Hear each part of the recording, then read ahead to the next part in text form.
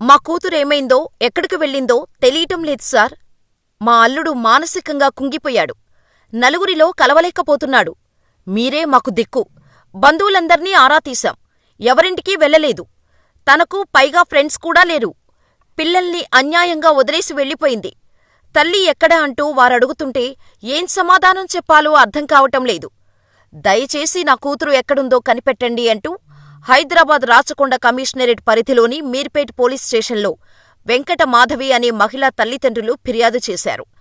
వారితో పాటుగా ఆమె భర్త గురుమూర్తి కూడా పోలీస్ స్టేషన్కు వచ్చి ఫిర్యాదు చేశాడు. కేసు ఇన్వెస్టిగేషన్ చేసిన పోలీసులకు సంచలన నిజాలు తెలిశాయి.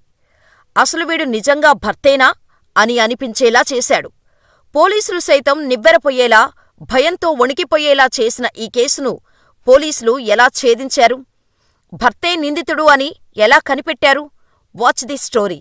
ప్రకాశం జిల్లా జేపీ చెరువుకు చెందిన 39 రిటైర్డ్ ఆర్మీ జవాన్ గురుమూర్తి, 35 వెంకట మాధవి భార్యాభర్తలు.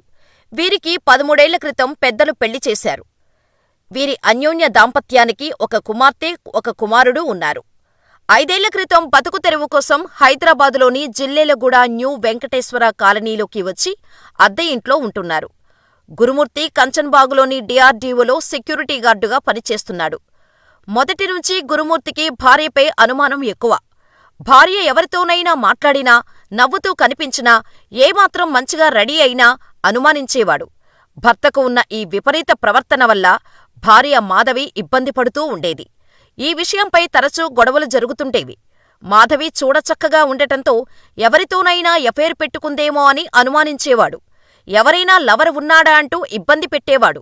ఈ విషయం మీదే జనవరి 14న గురుమూర్తి, మాధవి మధ్య మరోసారి గొడవైంది. సంక్రాంతి సెలవులు కావటంతో పిల్లలు ఇంట్లో లేకపోవటంతో మాధవిని దారుణంగా హత్య చేశాడు గురుమూర్తి. ఇంట్లోనే డెడ్ బాడీని దాచిపెట్టి ఉదయమే తన భార్య బయటకు వెళ్ళిందని, ఇంకా ఇంటికి రాలేదని, ఎక్కడికి వెళ్ళిందో తెలియటం లేదంటూ ఇరుగు పొరుగు వారిని నమ్మించాడు. అత్తమామలకు ఫోన్ చేసి తన భార్య ఇంటికి వచ్చిందా అని అడిగాడు. వారు రాలేదని సమాధానం చెప్పటంతో ఉదయం నుంచి కనిపించటం లేదని, ఎక్కడికో వెళ్ళిపోయిందని ముసలి కన్నీళ్లు కార్చాడు. దీంతో మాధవి తల్లి ఉప్పాల సుబ్బమ్మ తన కూతురు కనిపించకుండా పోయిందని 16న మీర్పేట పోలీస్ స్టేషన్లో ఫిర్యాదు చేసింది. పోలీసులు మిస్సింగ్ కేసు ఫైల్ చేసి ఇన్వెస్టిగేషన్ మొదలుపెట్టారు. భార్యను దారుణంగా చంపేసి ఏమీ ఎరగనట్టుగా అత్తమామలతో పాటు వెళ్లి పోలీసులకు ఫిర్యాదు చేశాడు. కాని భార్యాభర్తల మధ్య తరచూ గొడవలు జరుగుతున్నట్టు తెలుసుకున్న పోలీసులు గురుమూర్తిపై నిఘా పెట్టారు. అతడి ప్రవర్తన, కదలికలపై అనుమానం రావటంతో అదుపులోకి తీసుకొని తమదైన స్టైల్లో విచారణ చేసేసరికి ఒళ్ళు గగుర్పాటుకు గురిచేసే విషయాలు బయటకు వచ్చాయి. పండుగ ముందు రోజు అంటే ఈ నెల 13న కూడా భార్యతో గొడవపడ్డాడు గురుమూర్తి. దీంతో సంక్రాంతి రోజైన 14న తన 2 పిల్లలను అత్తగారి ఇంట్లో దింపేసి వచ్చాడు. అదే రాత్రి భార్యతో మళ్లీ గొడవకు దిగి ఆమె గొంతు కోసి కత్తితో పొడిచి చంపాడు.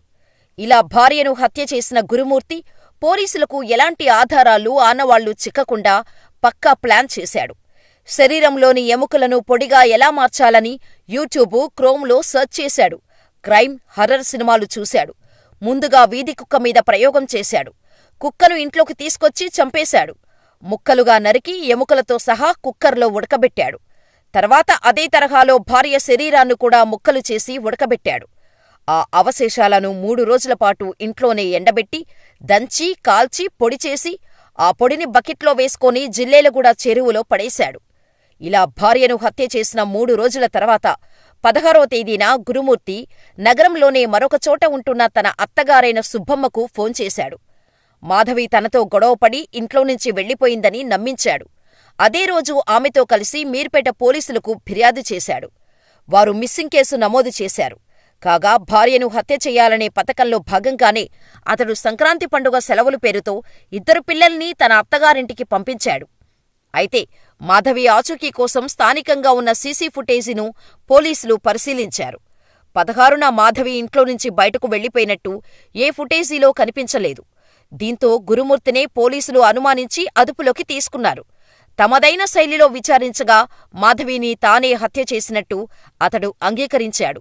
అనుమానంతో భార్యను ఇంత దారుణంగా చంపిన గురుమూర్తికి ఎటువంటి శిక్ష వేయాలని మీరనుకుంటున్నారో మాకు కామెంట్ చెయ్యండి.